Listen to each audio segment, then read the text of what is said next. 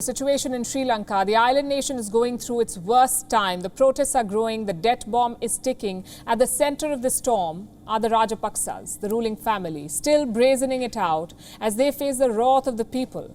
Today, President Gotabaya Rajapaksa went to the parliament, his first appearance in this session.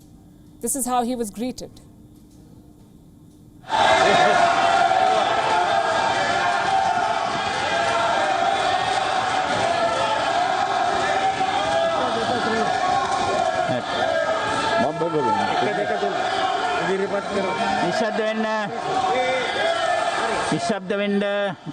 ගරු කතානායකතුමනි අද දින න්‍යාය පත්‍රයේ දිනට නියමිත කටයුතු වලට අදාළ විෂය අංක 1 2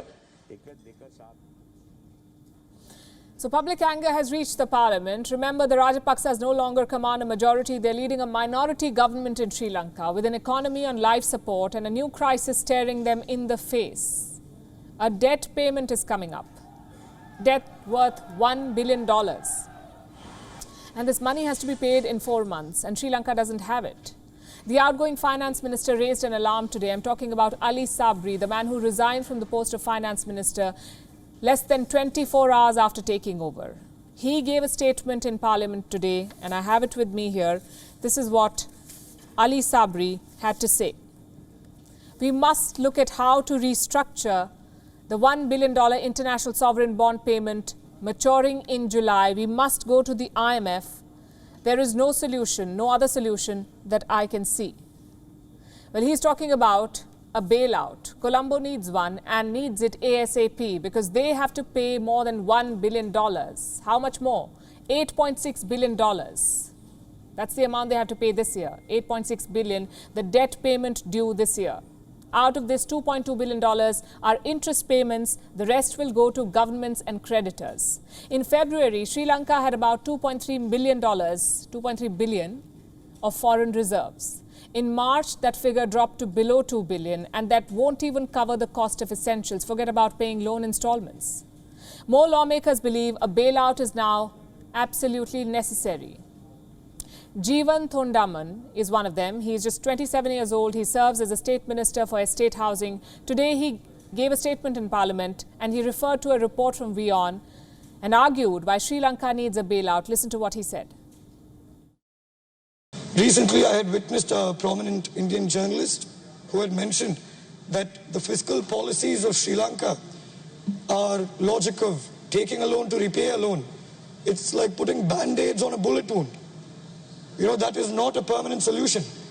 We are just delaying the inevitable, and that inevitable being people's lives at stake, you know, the economy at stake.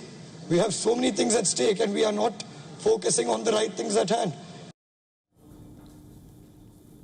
So bailout is inevitable. The question is when and how. Colombo is again looking at Beijing. Would you believe it? Yesterday we told you how China has dumped the Rajapaksas, told them that it's all their fault and abandoned them in their hour of crisis. Sri Lanka has appealed for help at least twice. First, they asked for a $2.5 billion credit line. China refused. Then it sought a restructuring of Chinese debt. China has not obliged. And we're talking about $10 billion here. That's the kind of money that Sri Lanka owes China. So Sri Lanka is in dire straits. First, China said it's a result of their bad policies and the pandemic. Now it is fishing in troubled waters, trying to trap Sri Lanka further. I'll explain how. We told you that Sri Lanka needs a bailout, and they were looking at the IMF. Now China says that's not a good idea. It wants Sri Lanka to take more Chinese debt. Officially, Chinese diplomats have not said a word, but behind the scenes, they remain engaged with Colombo. Reports say the Rajapaksa government has been given some advice. Don't go to the IMF, take more bilateral loans, which basically means take more Chinese loans. Is this even a practical suggestion? Sri Lanka has $45 billion of debt burden. Can China finance all of it? More importantly, should China finance all of it? You see, what's happening here is this. China is trying to seize the opportunity, capitalize on the misery of Sri Lanka, and they're doing it in more ways than one. Remember the Port City Colombo project. Colombo had announced it before the crisis began. Port City Colombo is an offshore financial business center. It is being built with China's help. China is pumping $14 billion into it. As of today, Sri Lanka is struggling to survive. Do you know what's happening at Port City Colombo? The work continues at breakneck speed. No interruptions. The Sri Lankan economy is sinking, but officials at the Colombo Port City project are fielding requests from Hong Kong. And these requests are coming from businesses that plan to move to Sri Lanka. It's business as usual for them. So the not so invisible hand of China is very much at play in Sri Lanka. The loans are bad enough. China can also pull the strings through big ticket infrastructure projects. And that is the challenge that Sri Lanka has to overcome if it truly wants to help its economy recover.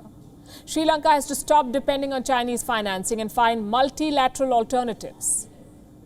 The Rajapaksas have to stop running this country like a private limited company. Today, an advisory committee has been appointed. It will engage with the IMF. Some initial discussions have taken place, and we do hope that good sense prevails. Of course, we'll be tracking. So it's been an action-packed show. We are wrapping up this edition of Gravitas. We'll see you tomorrow. WION is now available in your country. Download the app now and get all the news on the move.